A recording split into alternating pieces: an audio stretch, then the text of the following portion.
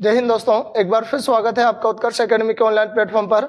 आज हीट या उष्मा का पार्ट 2 वाला वीडियो में लेकर आया हूं। पार्ट 1 वाला वीडियो में पहले अपलोड कर चुका हूं। उसमें उष्मा क्या होती है, हीट क्या होती है तथा हीट का बेसिक कॉन्सेप्ट आपको मैं बता चुका था। साथ ही साथ कुछ पीवाईक्यू व महत्वपूर्ण क्वेश्चन पिछले वीडियो में भी किए थे। आज आगे के जो पीवाईक्यू है और महत्वपूर्ण क्वेश्चन है उन पर चर्चाएं होंगी। आज का वीडियो यदि आप अंत तक देखते हैं तो आपको विश्वास हो जाएगा कि एग्जाम के दृष्टिकोण से कितने महत्वपूर्ण क्वेश्चन मैं आपके लिए लेकर आता हूं। यदि आप पिछले विगत 4 से 5 वर्षों के साइंस में फिजिक्स के आए हुए क्वेश्चनों का यदि सही से अध्ययन करते हैं तो आज के वीडियो आपके लिए काफी महत्वपूर्ण होगा, क्योंकि आपको लगेगा कि मैं जो प्रश्न लेकर आता हूं वाकई में वो एग्जाम के दृष्टिकोण से काफी महत्वपूर्ण होते हैं। तो चलिएगा शुरुआत करते हैं आज के पहले क्वेश्चन से। आज का पहला क्वेश्चन है, तप्त जल के थैलों में जल का प्रयोग किया जाता है। मतलब यदि किसी रोगी की सिकाई करनी हो तो रोगी की सिकाई करने के लिए किसका प्रयोग होगा? तप्त जल के थैलों का। और तप्त जल के थैलों में जल का ही क्यों प्रयोग किया जाता है, यह प्रश्न में पूछा गया है। तो इसका आंसर होगा, इसकी विशिष्ट उष्मा अधिक होती है। किसकी विशिष्ट उष्मा अधिक होती है? तो जल की विशिष्ट उष्मा अधिक होती है। पिछले वीडियो में मैं आपको बता चुका हूँ विशिष्ट उष्मा क्या होती है। उसमें मैंने आपको एक पॉइंट बताया था कि जल की विशिष्ट उष्मा सबसे ज्यादा होती है, अर्थात जल धीरे धीरे गर्म होता है तो जल धीरे धीरे ठंडा होगा। यहाँ पर जल का यह गुण होता है कि वह धीरे धीरे ठंडा होता है। इस कारण से तप्त जल के थैलों में जल का प्रयोग किया जाता है, क्योंकि उसकी विशिष्ट उष्मा अधिक होती है। ऑप्शन नंबर सी इसका बिल्कुल सही आंसर होगा। अगला प्रश्न देखते हैं। अगला प्रश्न है, धातु की चायदानियों में लकड़ी के हैंडल क्यों लगे होते हैं? तो उसका आंसर आएगा, लकड़ी उष्मा की कुचालक होती है। कुचालक का मतलब रहता है कि वे पदार्थ जो कि उष्मा व विद्युत को आसानी से आर पार नहीं जाने देते, उन्हें कहा जाता है कुचालक पदार्थ। अब कुचालक पदार्थ में लकड़ी आ सकता है, पत्थर आ सकते हैं, प्लास्टिक आ सकती हैं। तो वे पदार्थ जो विद्युत या ऊर्जा को प्रवाहित नहीं होने देते उन्हें कहा जाता है कुचालक। और यहाँ पर जो लकड़ी है वो कुचालक होती है। इस कारण से धातु की चायदानियों में लकड़ी के हैंडल का प्रयोग किया जाता है। ऑप्शन नंबर ए इसका सही आंसर होगा, क्योंकि लकड़ी उष्मा की कुचालक होती है। आगे बढ़ते हैं। अगला प्रश्न है, जब गर्म पानी को मोटे कांच के गिलास के ऊपर छिड़का जाता है तो वह टूट जाता है, इसका क्या कारण है?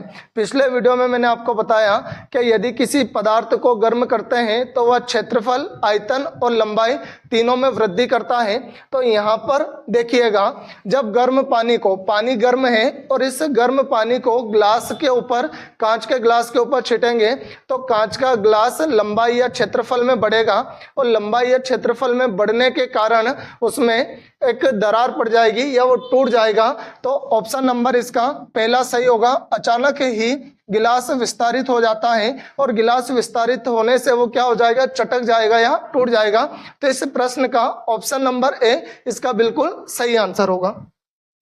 अगला प्रश्न है, पानी का घनत्व किस ताप पर अधिक होता है? तो आंसर आएगा 4 डिग्री सेल्सियस पर। पिछले वीडियो में मैंने आपको बताया कि जल का एक विशिष्ट गुण होता है, वह 0 डिग्री सेल्सियस से 4 डिग्री सेल्सियस तक यदि पानी को गर्म करें तो पानी को गर्म करने पर वह आयतन में घटता है, और 4 डिग्री सेल्सियस के बाद पानी का आयतन बढ़ने लगता है। इस कारण से 4 डिग्री सेल्सियस पर जल का जो घनत्व है वो सर्वाधिक होता है, सबसे ज्यादा होता है। और वही प्रश्न में पूछा गया है कि पानी का घनत्व किस ताप पर अधिक होगा? तो आंसर आएगा 4 डिग्री सेल्सियस पर पानी का घनत्व सबसे ज्यादा होता है। अगला प्रश्न देखते हैं। अगला प्रश्न है, जब बर्फ को 4 डिग्री सेल्सियस से 10 डिग्री सेल्सियस तक गर्म किया जाता है तो जल का आयतन किस प्रकार का व्यवहार करता है? यह प्रश्न में पूछा गया है। तो एक बार और मैं आपको पिछले वीडियो में जो कॉन्सेप्ट बताया था वो कॉन्सेप्ट वापस से दोहरा देता हूं। देखिएगा, 0 डिग्री सेल्सियस से 4 डिग्री सेल्सियस तक यदि पानी को गर्म करते हैं तो पानी का घनत्व बढ़ता है। पानी का घनत्व बढ़ता है, पानी का घनत्व बढ़ता है। और 4 डिग्री के बाद 5 डिग्री सेल्सियस से आगे यदि बढ़ते हैं तो पानी का घनत्व कम होता है या पानी का आयतन बढ़ता है? पानी का आयतन बढ़ता है। पानी का आयतन बढ़ता है, वह घनत्व कम होता है। घनत्व कम होता है। ठीक है। 4 डिग्री सेल्सियस 0 डिग्री सेल्सियस से 4 डिग्री सेल्सियस तक पानी का घनत्व बढ़ता है, वह आयतन कम होता है। आयतन कम होता है। और 0 डिग्री सेल्सियस से 4 डिग्री सेल्सियस तक पानी का घनत्व बढ़ता है, वह आयतन कम होता है। आयतन कम होता है। और 4 डिग्री सेल्सियस के बाद पानी का आयतन बढ़ेगा, वह घनत्व कम होता है। यहाँ पर दिया गया 4 डिग्री सेल्सियस से 10 डिग्री सेल्सियस तक। इसमें ऑप्शन नंबर कौन सा सही रहेगा? पहले यहाँ पर जल का आयतन पहले कम होता है और उसके बाद बढ़ता है। ऑप्शन नंबर डी इसका सही आंसर होगा, क्योंकि 0 से लेकर 4 डिग्री सेल्सियस तक पहले जल का आयतन कम होता है और उसके बाद 5 डिग्री सेल्सियस से यदि उसको और ज़्यादा गर्म करते हैं तो फिर उसका आयतन क्या होता है? बढ़ता है, वह घनत्व कम होता है। तो इस प्रश्न का ऑप्शन नंबर डी सही रहेगा। जब बर्फ को 0 से 10 डिग्री सेल्सियस तक गर्म किया जाता है तो जल के आयतन की बात हो रही है, तो आयतन पहले कम होता है और आयतन बाद में फिर बढ़ता है। ऑप्शन नंबर डी इसका बिल्कुल सही आंसर। प्रश्न है, साइकिल के ट्यूब अधिकांशतया गर्मियों में क्यों फटते हैं? बताइए। गर्मी के कारण ट्यूब फट जाता है, गलत। गर्मी के कारण रबर बहुत कमजोर हो जाता है, गलत। गर्मी के कारण रबर कड़ा हो जाता है और हवा को जगह देने के लिए फैलता नहीं है, ये ऑप्शन भी गलत। उपयुक्त में से कोई नहीं, डी इसका आंसर रहेगा। क्यों? क्योंकि जब गर्मी के दिनों में वातावरण में उपस्थित हवा और साथ ही साथ ट्यूब में उपस्थित हवा गर्म हो जाती है। गर्म होने के कारण हवा आयतन में फैलती है, जिस कारण से जो ट्यूब है वो ट्यूब गर्मियों में फट जाते हैं। तो उपयुक्त में से कोई नहीं, इसका सबसे सही आंसर होगा। अगला प्रश्न है, लोलक घड़ियां या पेंडुलम घड़ियां गर्मियों में सुस्त क्यों हो जाती है? तो यहाँ पर लोलक या पेंडुलम की लंबाई बढ़ जाती है, जिससे इकाई दोलन में लगा हुआ समय बढ़ जाता है। मैंने आपको पहले वीडियो में बताया कि यदि किसी धातु या पदार्थ को गर्म करते हैं तो गर्म करने पर उसकी लंबाई में वृद्धि होती है। और यहीं पर गर्मी के दिनों में जो पेंडुलम घड़ियां हैं, उन पेंडुलम घड़ियों में जो लोलक है उसकी लंबाई भी बढ़ जाएगी। लंबाई बढ़ने के कारण उसका आवर्त काल बढ़ जाता है और आवर्त काल बढ़ने के कारण जो गर्मी के दिनों में घड़ियां हैं वो घड़ियां सुस्त चलने लगती है। तो ऑप्शन नंबर सी इसका बिल्कुल सही आंसर होगा। लोलक की लंबाई बढ़ जाती है, जिससे इकाई दोलन में लगा हुआ समय बढ़ जाता है, मतलब उसका आवर्त काल बढ़ जाता है और घड़ियां क्या हो जाती हैं? सुस्त हो जाती है, धीरे चलती है। अगला प्रश्न है, एक धातु की ठोस गेंद के अंदर कोटर है, मतलब खाली जगह है। जब इस धातु की गेंद को गर्म किया जाएगा तो कोटर का आयतन हमेशा बढ़ेगा। क्यों बढ़ेगा? क्योंकि किसी भी वस्तु को गर्म करते हैं तो वह आयतन में बढ़ती है और आयतन में बढ़ने के कारण उस गेंद के अंदर जो कोटर है उस कोटर का क्षेत्रफल भी बढ़ जाएगा। तो ऑप्शन नंबर ए इसका बिल्कुल सही आंसर होगा। अगला प्रश्न है, जब किसी बोतल में पानी भरा जाता है और उसे जमने दिया जाता है तो बोतल टूट जाती है, क्योंकि पानी जमने पर फैलता है। ऑप्शन नंबर ए इसका सही आंसर रहेगा। क्यों? क्योंकि यदि पानी को बर्फ में बदला जाए तो बर्फ का आयतन जल की अपेक्षा ज़्यादा होता है, मतलब पानी जब जमता है तो उसका आयतन में वृद्धि होती है और आयतन में वृद्धि होने के कारण जो बोतल है वो बोतल टूट जाती है। तो ऑप्शन नंबर ए इसका बिल्कुल सही आंसर है। अगला है, अत्यधिक शीत ऋतु में पहाड़ों पर पानी की पाइपलाइनें फट जाती है, इसका कारण बताइए। यह भी पहले जैसे क्वेश्चन से ही संबंधित है, क्योंकि यहाँ पर ठंड के दिनों में पाइपलाइन के अंदर जो भरा पानी है वह पानी किस में बदल जाएगा? बर्फ में बदलने के कारण पानी का जो आयतन है वो आयतन बढ़ जाता है। आयतन बढ़ने से जो पाइपलाइनें हैं वो क्या होगी? फट जाएगी, टूट जाती है। ऑप्शन नंबर यहाँ पर देखते हैं, पाइप ठंडक पाकर बढ़ जाते हैं, पाइप में पानी जमने से फैल जाता है। ऑप्शन नंबर सी इसका सही आंसर है। अगला प्रश्न है, अगला प्रश्न है, दो रेल पटरियों के मध्य जोड़ पर एक छोटा सा स्थान क्यों छोड़ा जाता है? इसका भी वही कॉन्सेप्ट है कि किसी भी पदार्थ या किसी भी धातु को गर्म करने पर वह लंबाई में बढ़ती है। अब मान लीजिएगा यहाँ पर रेल की पटरियों में दोनों जगह पर यहाँ पर गैप ना छोड़ी जाए तो गर्मी के दिनों में रेल की दोनों पटरियाँ बढ़ेगी और बढ़ने के कारण स्पेस ना होने पर इनमें क्या हो जाएगा, आ जाएगा, फोल्डेड हो जाएगी, जिस कारण से दुर्घटना होने की संभावना रहती है। तो यहाँ पर किया क्या जाता है कि दोनों पटरियों के मध्य थोड़ी सी गैप छोड़ दी जाती है और गर्मी के दिनों में ये पटरियाँ यदि लंबाई में बढ़ती है तो गैप को आपस में भर देगी और वो फोल्ड नहीं होगी, जिससे कि दुर्घटना होने से बच जाएंगे। तो यहाँ पर देखिएगा ऑप्शन, क्योंकि ऐसे स्थान छोड़ने से कुछ लागत बचेगी, क्योंकि धातु गर्म करने पर फैलती है तथा ठंडी होने पर संकुचित होती है। ऑप्शन नंबर 20 का सबसे सही आंसर रहेगा। अगला प्रश्न देखते हैं। अगला प्रश्न है, किसी झील की सतह का पानी बस जमने ही वाला है, झील के आधा स्थल में जल का क्या तापमान होगा? तो ऑप्शन नंबर डी, जल का तापमान 4 डिग्री सेल्सियस होता है, क्योंकि इस तापमान पर जो जल है उस जल का घनत्व सबसे ज़्यादा होता है, उसके बाद जल का घनत्व कम होने लगता है। अगला प्रश्न है, बर्फ बनी झील के अंदर मछलियां जीवित रहती है क्योंकि झील की तली पर बर्फ नहीं जमता। ऑप्शन नंबर सी इसका बिल्कुल सही आंसर होगा। अगला है, उष्मा के संचरण की विधि है। पिछले वीडियो में मैंने बताया 3 विधियां थी, चालन, विकिरण और संवहन। चालन विधि जो रहती है इसमें पदार्थ के कण स्थान का परिवर्तन किए बिना ही उष्मा का संचरण करते हैं। विकिरण में निर्वात में भी उष्मा एक स्थान से दूसरे स्थान पर जा सकती है, मतलब निर्वात विकिरण जो विधि है इसमें माध्यम की आवश्यकता नहीं होती। संवहन में जो पदार्थ के कण है वो अपना स्थान परिवर्तन कर देते हैं। ये तीनों विधियों के द्वारा ही उष्मा का संचरण होता है। तो ऑप्शन नंबर डी उपयुक्त सभी यहाँ पर इसका सही आंसर होगा।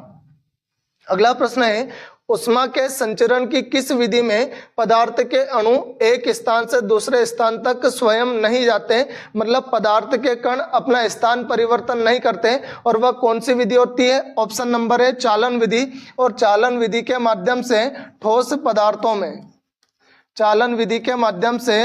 पदार्थों में उष्मा का संचरण होता है। अगला प्रश्न है, विद्युत केतली में पानी गर्म होता है। विद्युत केतली मतलब विद्युत केतली की बात हो रही है, यहाँ पर द्रव की बात हो रही है, क्योंकि विद्युत केतली में क्या भरी रहती है? चाय या गर्म पानी। और द्रव जो रहता है, द्रव पदार्थ, उनमें संवहन के कारण उष्मा का स्थानांतरण होता है, जिस कारण से ऑप्शन नंबर 20 का बिल्कुल सही आंसर होगा। अगला प्रश्न है, सूर्य की उष्मा पृथ्वी पर निम्नलिखित में से किस प्रकार के संचार माध्यम से आती है?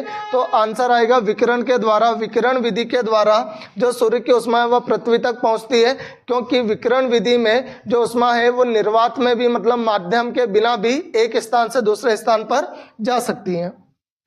अगला प्रश्न, उष्मा के स्थानांतरण की किस विधि में माध्यम आवश्यक नहीं है?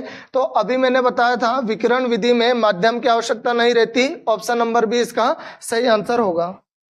अगला है, उष्मा संचरण की वह विधि जिसमें माध्यम के कण गति नहीं करते।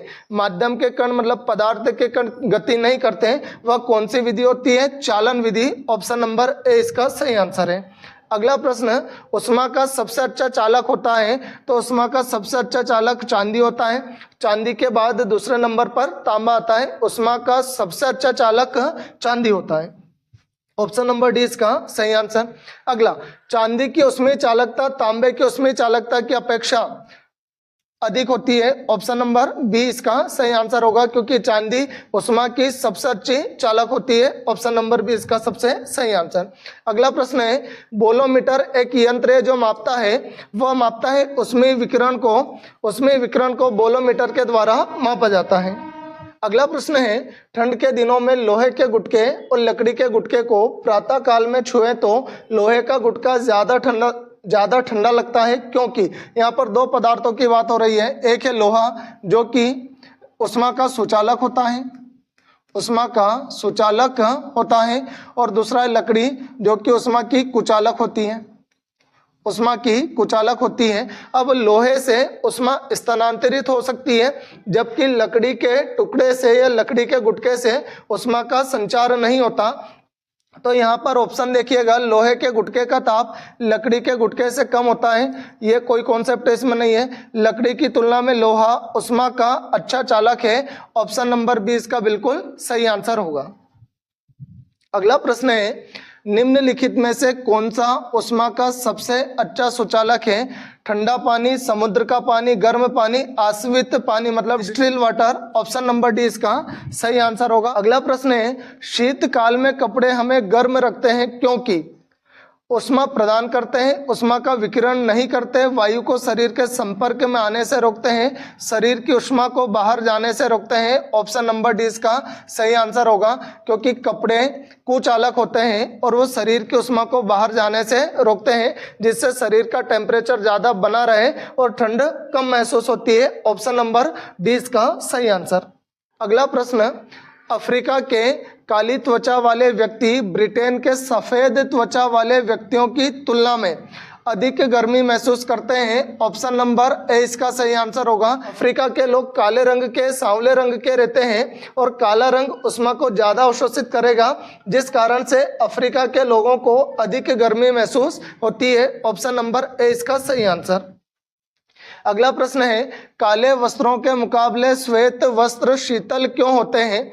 यहाँ पर ऑप्शन देखते हैं, अपने पास पहुँचने वाले सभी प्रकाश को अवशोषित करते हैं, उनके पास जो भी प्रकाश पहुंचता है उसे वे परावर्तित करते हैं। ऑप्शन नंबर बी सही आंसर, क्योंकि काला रंग उष्मा को अवशोषित करता है जबकि श्वेत रंग उष्मा को परावर्तित करता है, और उष्मा को परावर्तित करने के कारण जो श्वेत वस्त्र हैं वे श्वेत वस्त्र शीतल होते हैं क्योंकि वो उष्मा को एब्जॉर्ब नहीं करते। अगला प्रश्न देखिएगा, ऊनी कपड़े सूती वस्त्रों की अपेक्षा गर्म होते हैं क्योंकि ऊनी कपड़े जो रहते हैं वो ताप के अच्छे शोषक होते हैं, ताप के अच्छे वितरक होते हैं, सूती वस्त्रों से भारी होते हैं, ताप के अच्छे रोधक होते हैं। तो यहाँ पर ऑप्शन नंबर डी इसका बिल्कुल सही आंसर रहेगा, क्योंकि ऊनी कपड़े ताप के अच्छे रोधक होते हैं, वो ताप को बाहर नहीं जाने देते और बॉडी में रोक कर रखते हैं। अगला प्रश्न है, निम्नलिखित में से किसके द्वारा अधिक ज्वालक पैदा होती है? तो आंसर आएगा भाप के द्वारा, स्टीम के द्वारा। क्यों? क्योंकि भाप की गुप्त उष्मा सबसे ज़्यादा होती है, जिस कारण से सर्वाधिक ज्वलनशील होती है। ऑप्शन नंबर सी इसका सही आंसर। अगला प्रश्न है, अच्छे उत्सर्जक अच्छे अवशोषक होते हैं, यह नियम किसने दिया था? तो किरचॉफ ने यह नियम दिया था कि जो पदार्थ जितने अच्छे अवशोषक होते हैं वो उतने ही ज़्यादा उत्सर्जक होते हैं। अगला प्रश्न, दिन के समय पृथ्वी सूर्य के जल की अपेक्षा बहुत अधिक जल्दी गर्म हो जाती है क्योंकि पृथ्वी का घनत्व जल की अपेक्षा अधिक होता है। समुद्र में रहने वाले जलीय जंतुओं के कारण जल की विशिष्ट उष्माधारिता काफ़ी अधिक होती है। ऑप्शन नंबर सी इसका सही आंसर होगा। क्यों? क्योंकि जल धीरे धीरे गर्म होता है तो धीरे धीरे ही वह ठंडा होगा। क्यों? क्योंकि उसकी विशिष्ट उष्मा ज़्यादा होती है। किसकी अपेक्षा? पृथ्वी के स्थल की अपेक्षा। तो स्थल जल्दी गर्म होता है तो जल्दी ठंडा हो जाता है, जबकि जल धीरे धीरे गर्म होगा तो धीरे धीरे ठंडा होगा। ऑप्शन नंबर सी इसका बिल्कुल सही आंसर होगा। अगला प्रश्न है, मोटर गाड़ी के रेडिएटर को ठंडा करने के लिए पानी का व्यवहार किया जाता है क्योंकि पानी का यूज किया जाता है क्योंकि पानी की विशिष्ट उष्मा अधिक होती है। मैंने अभी बताया पानी धीरे धीरे गर्म होता है तो धीरे धीरे ही ठंडा होता है, जिस कारण से मोटर गाड़ी के रेडिएटर में किसका यूज किया जाएगा? पानी का। ऑप्शन नंबर है इसका सही आंसर। अगला प्रश्न, किसी ठोस पदार्थ के बिना द्रव में बदले सीधे वाष्प अवस्था में परिवर्तित होने को कहते हैं ऊर्ध्वपातन। बात समझना, किसी ठोस पदार्थ को गर्म करने पर पहले वो पिघलता है और पिघलने के बाद वाष्प में बदलता है, यह उसकी अवस्थाएं होती हैं। लेकिन कुछ पदार्थ ऐसे होते हैं जिन्हें ठोस पदार्थों को गर्म करने पर वो द्रव में परिवर्तित हुए बिना सीधे वाष्प में बदल जाते हैं। उन पदार्थों को कहा जाता है ऊर्ध्वपातित पदार्थ और उस क्रिया को कहा जाता है ऊर्ध्वपातन क्रिया। तो ऑप्शन नंबर सी इसका बिल्कुल सही आंसर होगा।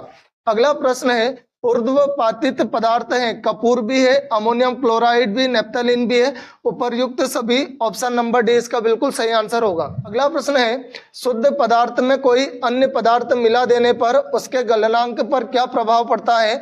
उसका गलनांक घट जाता है। ऑप्शन नंबर सी, यदि पदार्थ में किसी भी प्रकार की अशुद्धि मिला दें तो उसका गलनांक कम हो जाता है और यहाँ पर भी घट रहा है। तो ऑप्शन नंबर सी इसका सही आंसर होगा।